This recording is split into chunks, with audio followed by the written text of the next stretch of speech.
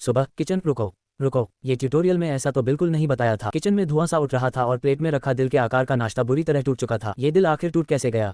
तभी पीछे से आवाज आए, रात में फिर कोई अजीब सी डिश बनाने की कोशिश कर रही थी क्या? वह घबरा कर पलटी। चेन चेन, तुम इतनी जल्दी उठ गए? चेन चेन ने किचन की हालत देखी और फिर उसे देखा। अगर मैं 2 मिनट और नहीं उठता तो शायद पूरा किचन ही नहीं बचता। इतना भी बुरा नहीं हुआ, तुम्हें जलने की खुशबू नहीं आ रही? वह प्लेट उठाकर बोली, मैं बस तुम्हारे लिए स्पेशल ब्रेकफास्ट बना रही थी। चेन चेन ने टूटे हुए दिल को देखा। ये ब्रेकफास्ट है? हाँ, तो इसका दिल क्यों टूटा हुआ है? वह थोड़ा शर्मा कर बोली, ट्यूटोरियल में लिखा था कि पसंद करने वाले इंसान के लिए प्यार से नाश्ता बनाओ तो उसका दिल जीत सकते हो। चेन चेन कुछ पल चुप रहा।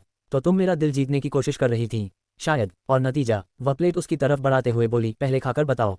चेन चेन ने थोड़ा सा चखा। नमक ठीक है, जला भी नहीं है। वह खुश होकर बोली, सच? बस क्या, दिल थोड़ा ज्यादा टूट गया है। अरे वो तो तुम्हारी वजह से हुआ। तुम अचानक पीछे आकर डराते क्यों हो? मैं तुम्हारे किचन में आया था, युद्ध के मैदान में नहीं। दोनों एक दूसरे को देखकर हंस पड़े। आज का सरप्राइज। नाश्ते के बाद उसने एक कागज निकाला। अब असली सरप्राइज। चेन चेन ने पूछा, ये क्या है? आज का वीकेंड प्लान। मुझे पहले से पता होना चाहिए था। नहीं, वरना सरप्राइज कैसे रहता? उसने कागज सामने किया। आज हम एक बिल्कुल साधारण, नॉर्मल और प्यारा वीकेंड बिताएंगे। चेन चेन ने सूची पढ़ी, shopping, lunch, park, ferris wheel. फिर आखिरी लाइन पर उसकी नजर रुकी, लेकिन वह हिस्सा ढका हुआ था। आखिरी में क्या है? सरप्राइज। तुम्हारे सरप्राइज से मुझे डर लगने लगा है। रात तक पता चल जाएगा। चेन चेन ने सिर हिलाया। ठीक है, लेकिन अगर कुछ बहुत अजीब हुआ तो मैं जिम्मेदार नहीं हूँ। ये लो, मैंने तुम्हारे लिए नाश्ता बनाया है। लड़का, तुमने बनाया है? सच में? लड़की, हाँ, लेकिन पहले चख कर बताओ कैसा बना है। लड़का, अच्छा, आज अचानक इतनी मेहनत क्यों? लड़की, बस ऐसे ही, सोचा तुम्हें खुश कर दूं। लड़का, लगता है आज कुछ तो खास बात है। लड़की, पहले खाना खाओ फिर बताऊंगी। वह मुस्कुरा कर बोली, आज तुम्हें बस मेरे साथ रहना है। चेन चेन ने उसकी तरफ देखा। इतना तो कर सकता हूँ। कपड़ों की शॉपिंग। मॉल पहुंचते ही वह अलग अलग कपड़े देखने लगी।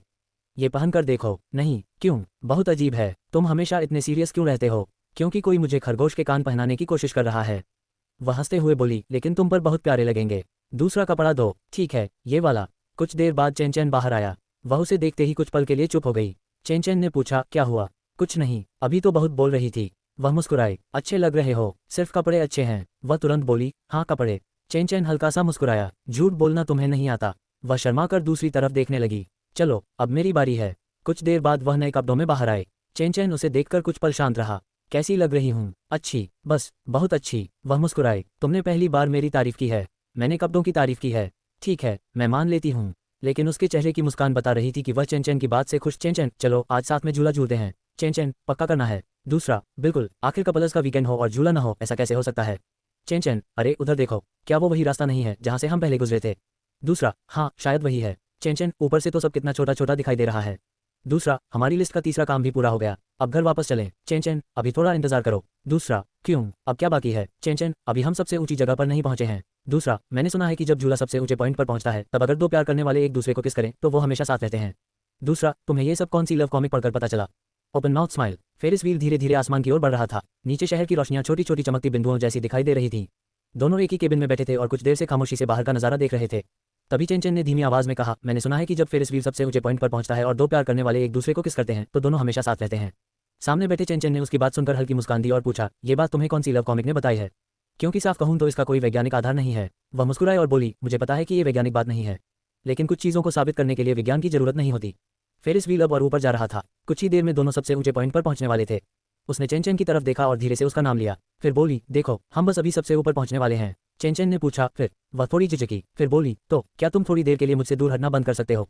मैं अचानक कुछ नहीं करने वाली, बस तुम्हारे थोड़ा करीब बैठना चाहती हूँ। चेन चेन कुछ पल चुप रहा। उसकी झिझक देखकर उसने तुरंत कहा, अगर तुम नहीं चाहते तो कोई बात नहीं। चेन चेन ने उसे ठीक से बैठने के लिए कहा। फिर मजाक में पूछा, अगर मैं तुम्हारे करीब आऊं तो क्या तुम पीछे हटोगी? उसने तुरंत उसकी कही हुई बात याद दिलाई कि उसने खुद कहा था कि वह अचानक कुछ नहीं करेगा। दोनों एक दूसरे को देखकर मुस्कुराने लगे। आखिरकार चेन चेन ने कहा, आज रहने देते हैं। वह हैरान होकर पूछने लगी, क्यों? चेन चेन ने कहा, क्योंकि मुझे अचानक याद आया कि थोड़ी देर बाद एक जरूरी काम भी है। वह तुरंत उसे चिढ़ाने लगी, अभी थोड़ी देर पहले तो तुम ही कह रहे थे कि मैं दूर न हटूं।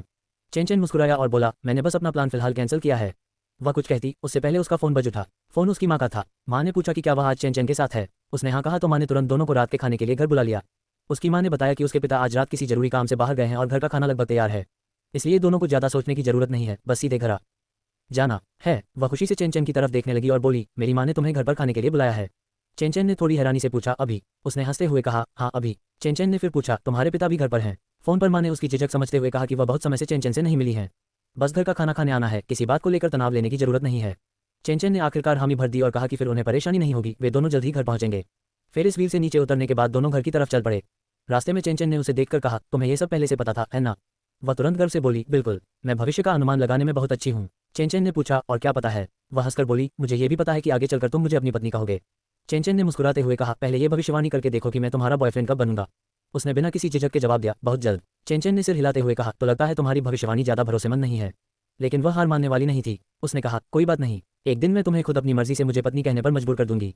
चेंचन ने हंसते हुए कहा, तुम अपने ही घर जा रही हो, फिर मुझसे ज्यादा घबराई हुई क्यों हो? वह थोड़ी चुप हुई और बोली, क्योंकि आज पहली बार मैं तुम्हें अपने घर डिनर पर लेकर जा रही हूँ। चेंचन ने कहा, मैं पहले भी तुम्हारे घर आया हूँ। उसने तुरंत जवाब दिया, वो बचपन की बात थी, आज का दिन अलग है। कुछ देर बाद दोनों उसके घर पहुंच गए। दरवाजा खुलते ही उसकी मां ने चेंचन का गर्मजोशी से स्वागत किया।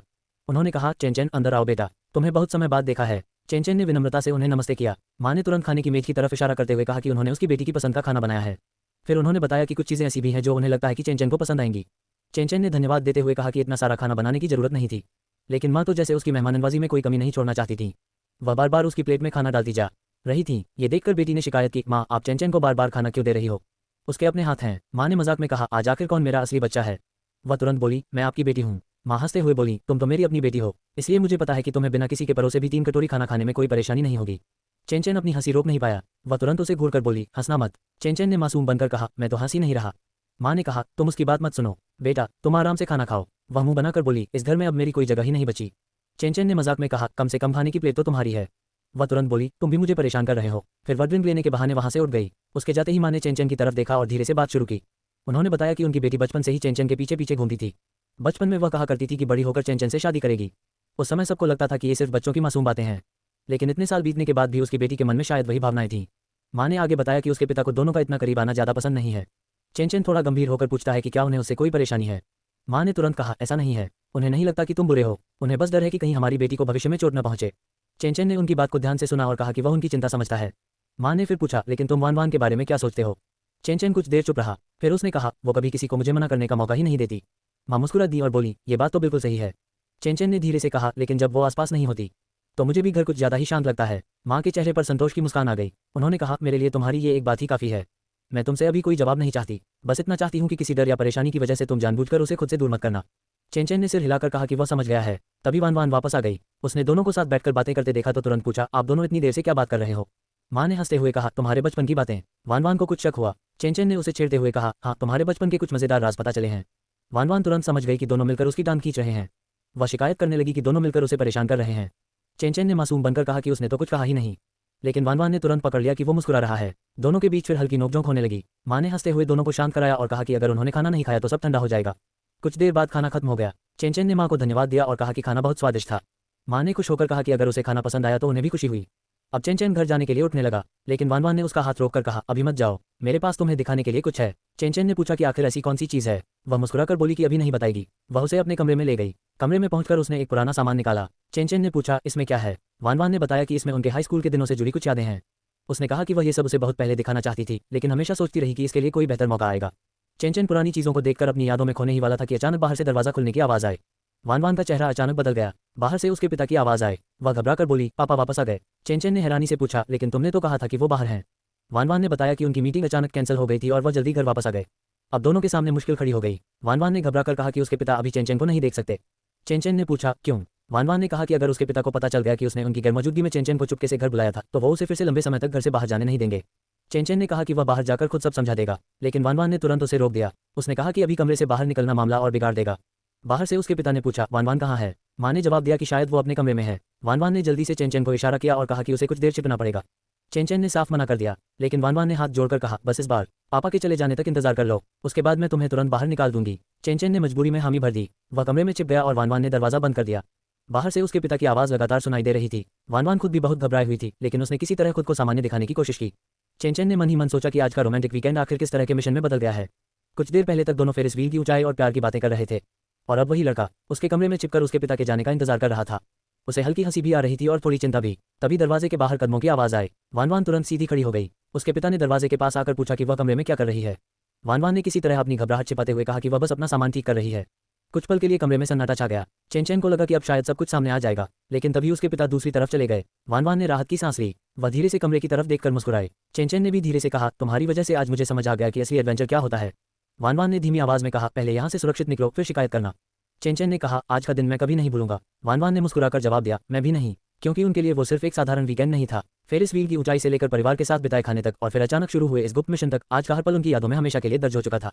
और शायद यही वजह थी कि दोनों को एहसास हो रहा था